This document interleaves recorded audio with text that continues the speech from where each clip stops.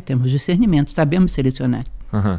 Isso quer dizer que a gente não é que a gente não pensa, não é que a gente não dispõe de atenção para coisas que a gente intencionalmente quer saber, mas tem a ver com pensar é diferente de pensar com qualidade, um pensar bem feito. Você acha que existe um pensar bem feito que a gente devia perseguir? Na verdade, eu acho que existe um pensar e um não pensar, porque quando nós vivemos como receptores de informações que a gente não julga, não elabora, não escolhe, você está sendo pensado. Se você parar para olhar dentro da sua mente quais pensamentos são realmente seus, você não vai encontrar quase nada. Do ponto de vista da filosofia, a gente trabalha muito sobre a reflexão, a necessidade da reflexão. É um momento histórico que a gente fala muito da meditação, que é boa, mas não falamos da reflexão. Para a filosofia, existem 3 graus de reflexão. Uma primeira, que é uma reflexão moral. É você parar para pensar, segundo o teu próprio critério, o que é certo e o que é errado. Não é aquilo que a sociedade manda, segundo o teu critério. O que é certo, o que é errado, o que é honesto, o que é desonesto, segundo um padrão moral, um padrão de valores teu. Examinar o mundo à tua volta com esse critério. E como é que se constrói esse... Gente, já vai para o segundo. Mas construir esse padrão de moral nosso já não precisa de uma certa reflexão primeira? Pois Sim. é. A reflexão prévia, primeira que eu diria, é a construção de uma identidade, que eu coloco isso de uma maneira bastante simples.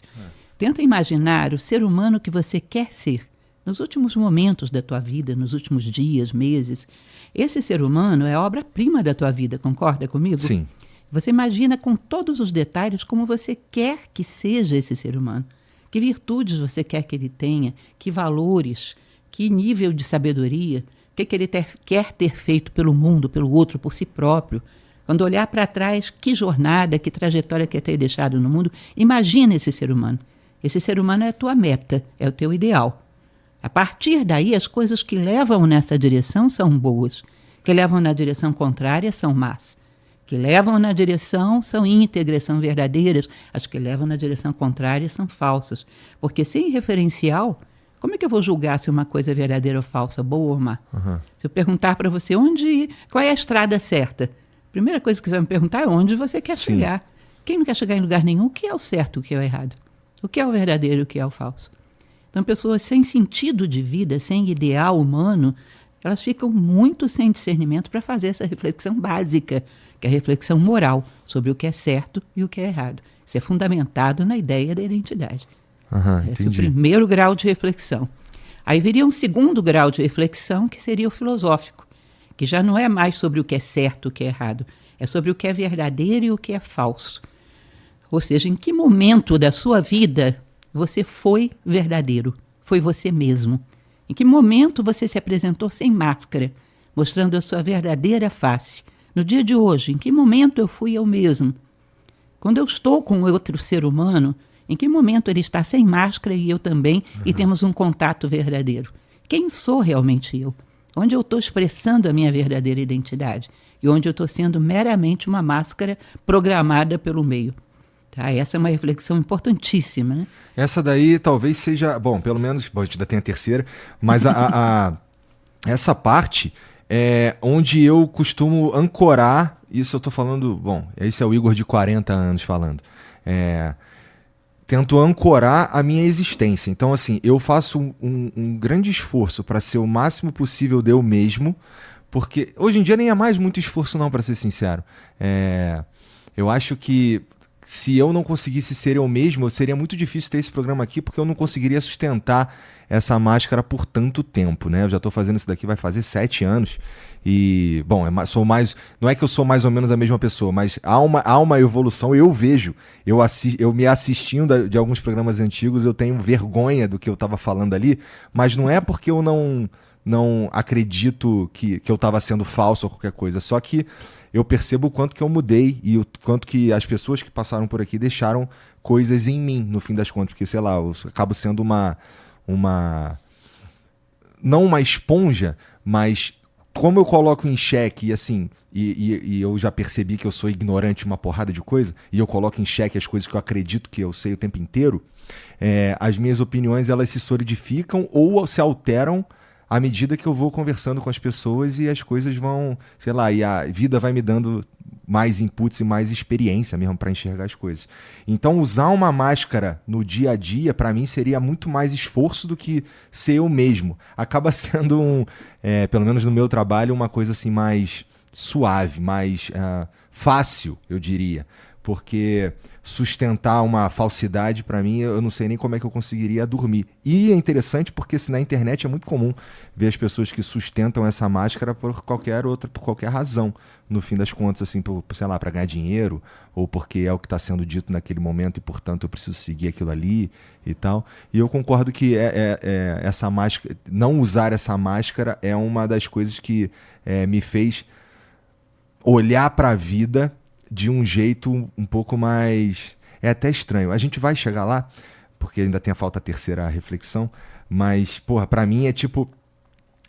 Eu tenho dificuldade de aceitar que não ser eu mesmo seria um caminho viável, sabe? Não apresentar a minha face. Ainda que em frente às câmeras e tudo mais, a gente fale de um jeito um pouco mais diferente ou mais bonito, não sei o quê. Mas a ideia é que o que eu penso não posso falar e nem agir de um jeito muito diferente do que eu penso, porque isso daí destruiria tudo. Me destruiria e destruiria inclusive o meu trabalho. A questão é que nem sempre isso é tão consciente quanto você pensa, Igor. Porque uma pessoa que usa uma máscara durante muito tempo, ela acredita que aquilo é o pensamento dela. Entendi. Ela acredita que aquilo é realmente o que ela é. Não existe uma intencionalidade de se mascarar. O que não existe é um conhecimento de uma verdadeira identidade. Eu me recordo que quando eu cheguei na Nova Acrópole, meu professor, que é meu professor até hoje, diga-se de passagem, eu sou também uma aluna, ele me perguntou, em que momento da sua vida você realmente está feliz?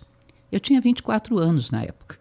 Eu fui dar uma olhada no meu dia, na minha semana, e eu vi que eu fazia um monte de coisas para bater ponto em divertimentos de jovens, mas que aquilo não me trazia felicidade nenhuma, era chatérrimo.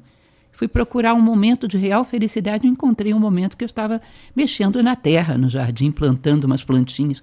Falei, gente, que ser humano é esse que viveu 24 anos e não sabe nem o que ele faz feliz? Não sabia. Não sabia. Mas com 24 anos não sabe mesmo, né, professora?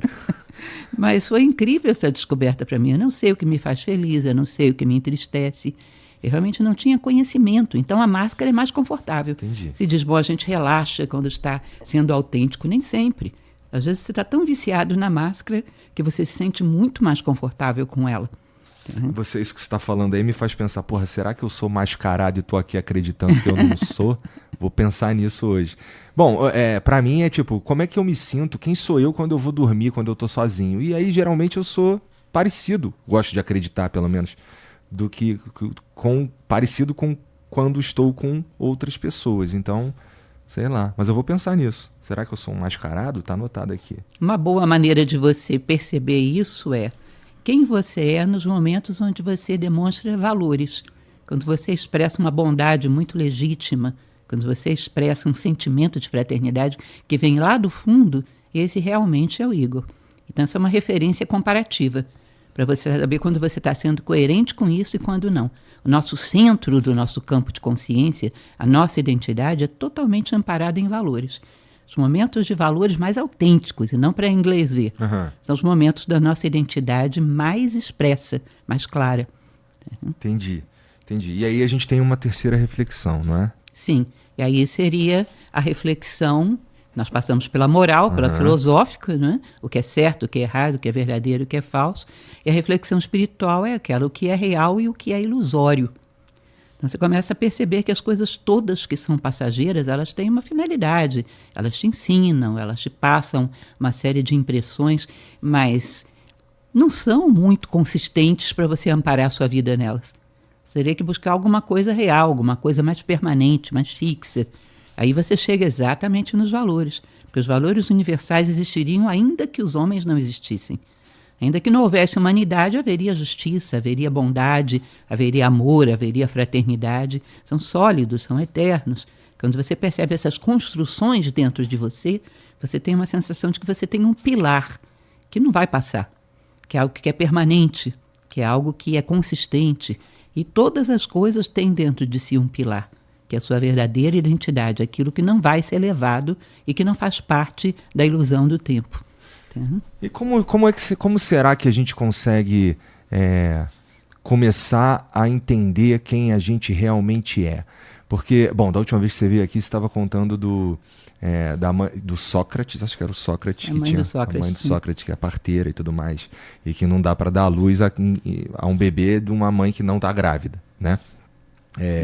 Mas como, assim, existe, o que será que desperta isso no fim das contas? Para mim, eu acho que começa esse despertar para mim, assim, não que eu seja um cara, mas enfim, teve a ver com o nascimento da minha filha, por exemplo. Eu acho que isso daí foi um marco muito sério na minha vida, que mudou muita coisa, muita percepção de coisas, sair de coisas assim, putz, eu quero, sei lá, ter um carro novo e eu quero, sei lá, para direcionar tudo isso de um jeito para outra pessoa, para um outro ser que ainda de certa forma egoísta, já que é a minha filha, mas é muito diferente do que eu estava acostumado até então, que eu era o centro do meu próprio universo. Isso muda radicalmente quando você se torna pai ou mãe, eu imagino. Mas assim, será que a gente tem algum um gatilho universal para que a gente comece a prestar atenção nessas coisas, já que existe uma verdade ou uma justiça ou um amor universal? Será esse gatilho também? Se existisse, seria bem mais fácil, né? Putz. Bastaria ativar o gatilho da humanidade inteira, mas não há. O que há gatilho para você pode não ser para outra pessoa. Muitas pessoas têm filhos e continuam extremamente alienadas como sempre foram. Uma vez eu conheci algumas pessoas que estavam numa experiência de quase morte. Um grupo de pessoas doentes paliativos. Tá. E eu achei incrível o grau de consciência daquelas pessoas, como pensavam com lucidez. Aí eu pensei, bom, será que isso seria um gatilho? Pouco tempo depois eu conheci uma pessoa que passou por uma experiência de quase morte e ficou mais egoísta do que antes. Entendi. Muito pelo contrário. Aí que ela achou que ela tinha que se entregar mesmo a todos os prazeres egoístas, porque a vida era passageira. Ou seja, não é um elemento que possa ser forçado de fora. O pessoal costuma dizer, até um pouco lugar comum, né? Que o ovo da galinha, quando o pintinho vai nascer, ele tem que ser quebrado desde dentro e não desde fora. Não existe muito que a gente possa fazer desde fora. Existe um momento de esgotamento, que é muito variável de pessoa para pessoa. Às vezes pode acontecer muito jovem, às vezes mais maduro, ou às vezes nunca. Para aqueles que acreditam em reencarnação, né? Talvez nessa encarnação não. Tá? Então, o que existe é uma obrigação das pessoas que têm esse gatilho, que despertaram, de ter um certo carinho, um certo cuidado com aqueles que não despertaram. Porque é muito fácil manipular quem está nessa ilusão, né? Nessa superficialidade. Portanto, quem está desperto tem uma responsabilidade para com a humanidade. E a gente, e dá para dizer que a gente está se tornando cada vez mais egoísta, assim, e isso é necessariamente ruim? Sim, eu não vejo nenhuma aplicação, embora várias pessoas já tenham vindo com esse discurso que eu considero meio sofista, né, de que o egoísmo pode ser bom em certas circunstâncias. Eu não acredito nisso. Eu não vejo onde o egoísmo possa ser bom. Ah, mas a pessoa se salva de uma catástrofe. Isso é instinto de sobrevivência, não necessariamente egoísmo. Ela pode se salvar e imediatamente se preocupar em salvar mais alguém. Eu não vejo nenhuma vantagem no egoísmo. E eu acho, sim, que a gente tem que ser induzido pela cultura. Porque se você considerar a ideia do Estado, tá, um Estado ideal, seria aquele que cria todo um ninho, todo um embasamento para ajudar as pessoas a despertarem. E nós criamos um ninho, um embasamento para tornar as pessoas mais egoístas ainda. Provocamos ao extremo os desejos. Provocamos ao extremo a necessidade de um status em cima de coisas superficiais. Provocamos ao extremo a necessidade de estarmos subindo nas costas dos outros e não através do próprio esforço. Enfim, é uma sociedade que preza esse tipo de antivalores, poderíamos dizer assim, que diz que o homem tem que chegar no topo da popularidade, da fortuna, do reconhecimento a qualquer preço. Quando ele chega lá, ninguém pergunta qual foi o preço que ele pagou. E assim, nesse sentido, a gente pode dizer que não só o sistema nos molda desse jeito, mas o sistema, eu quero dizer assim, o sistema capitalista, o jeito da gente viver, nosso modo de vida mesmo, assim, o jeito como se dão os empregos e as relações de trabalho e tudo mais, mas também o Estado em si, também acaba nos levando para esse lugar, não é? Por mais que o Estado tenha, não sei se todos os Estados, vamos falar do Estado brasileiro, por mais que a gente tenha aqui iniciativas que pensam no coletivo e tudo mais, o nosso ideal de sucesso acaba sendo sempre o eu primeiro. O eu preciso me virar, eu preciso ter sucesso, e o outro, no máximo, sei lá, os que estão mais próximos de mim eu trago para mais perto para que a gente consiga, sei lá, aproveitar uma vida melhor, e isso às vezes em detrimento de quem está aqui do lado e tudo mais. Meio que isso é tido como virtude. Então, assim, o conceito de virtude não é exatamente universal também, né? A gente pode chamar de virtude coisas que não são, né? Com certeza você tem razão. A maneira como os estados são construídos, as ideias que são cultivadas, com certeza, não só em termos de Brasil, mas em termos de mundo, estimula muito o materialismo. Agora, a gente tem que ter um certo cuidado para não começarmos a praticar vitimização em cima disso. Porque, na verdade, se nós tirássemos todos esses governantes do Estado e estivéssemos nós lá no lugar deles, garantimos que seria tão melhor assim?